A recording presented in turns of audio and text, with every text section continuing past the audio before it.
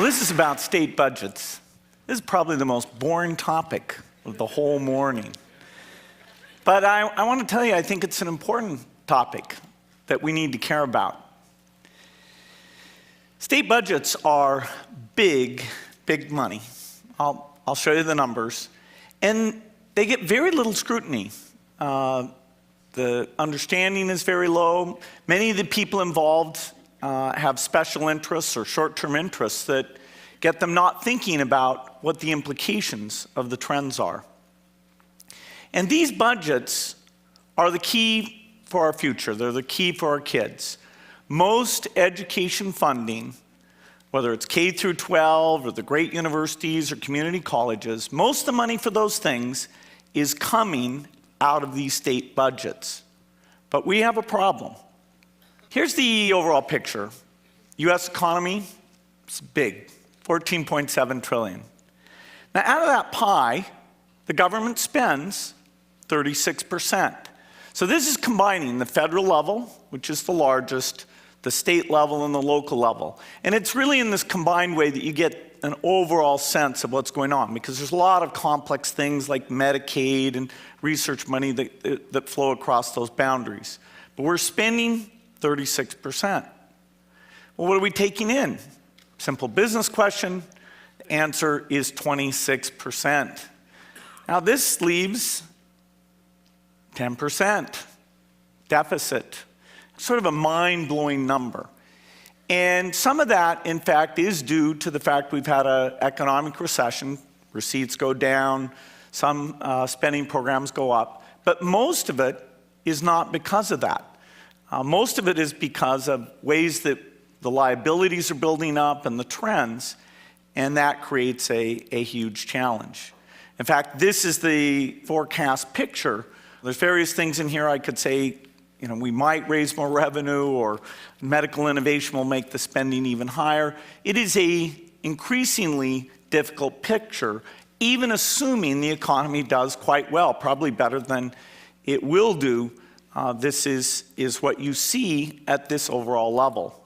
Now how did we get here? I mean, how could you have a problem like this? I mean, after all, at least on paper, there's this notion that these state budgets are balanced. Only one state says they don't have to balance the budget.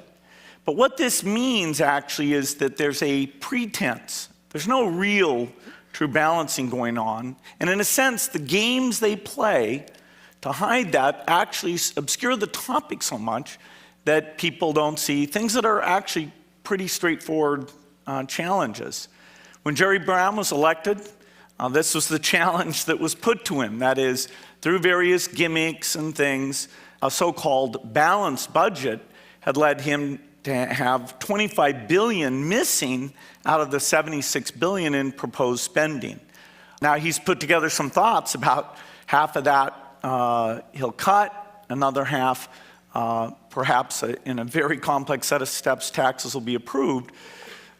But even so, as you go out into those future years, various pension costs, health costs go up enough, and the revenue does not go up enough, so you get a big squeeze.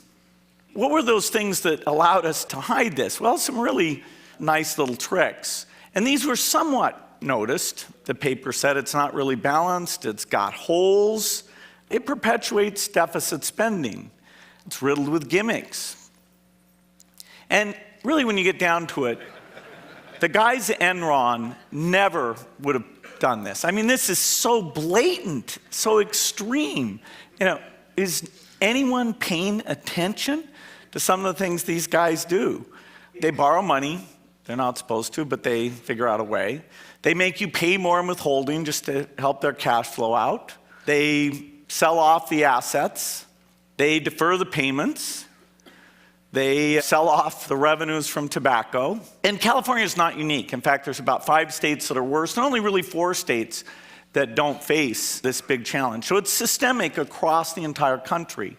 It really comes from the fact that certain long-term obligations, healthcare where innovation makes it more expensive, early retirement and pension where the age structure gets worse for you, and just generosity that these misaccounting things allowed to develop over time, that you've got a problem.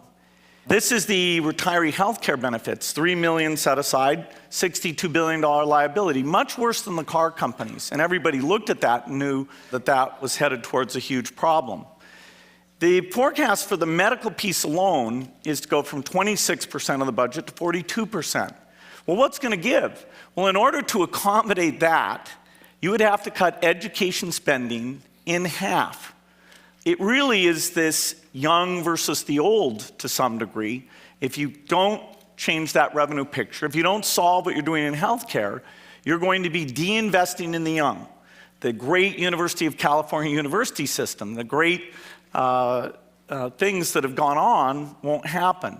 So far, it's meant layoffs, increased class sizes. Within the education community, there's this discussion of, should it just be the young teachers who get laid off or the less good teachers who get laid off? And there's a discussion, if you're going to increase class sizes, where do you do that? How much effect does that have? And unfortunately, as you get into that, people get confused and think, well, maybe you think that's okay. In fact, no, education spending should not be cut.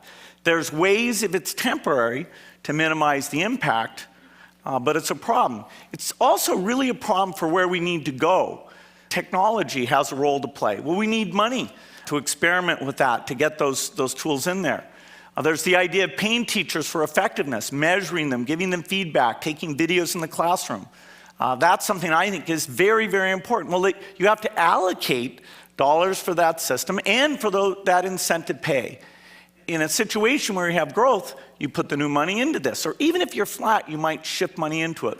But with the type of cuts we're talking about, it will be far, far harder to get these incentives for excellence or to move over to use technology in the new way. So what's going on? Where's the brain trust that's in error here? Well, there really is no brain trust. It's sort of the voters, it's sort of us showing up. You know, just look at this spending. California will spend over $100 billion. Microsoft, 38, Google, about 19. The amount of IQ and good numeric analysis, both inside Google and Microsoft and outside with analysts and people with various opinions, should they have spent on that? No, they wasted their money on this. What about this thing? It really is quite phenomenal. You know, everybody has an opinion. That there's great feedback, and the numbers are used to make decisions. If you go over to the education spending, the healthcare spending, particularly these long-term trends, you don't have that type of involvement on a number that's more important in terms of equity, in terms of learning. So what do we need to do? We need better tools. We can get some things out on the internet.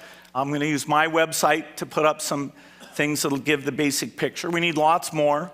There's a few good books, one about school spending and where the money comes from, how that's changed over time and the challenge. We need better accounting. We need to take the fact that the current employees, the future liabilities they create, that should come out of the current budget. We need to understand why they've done the pension accounting the way they have. It should be more like private accounting. It's the gold standard. And finally, we need to really reward politicians. Whenever they say there's these long-term problems, we can't say, oh, you're the messenger with bad news? We just shot you.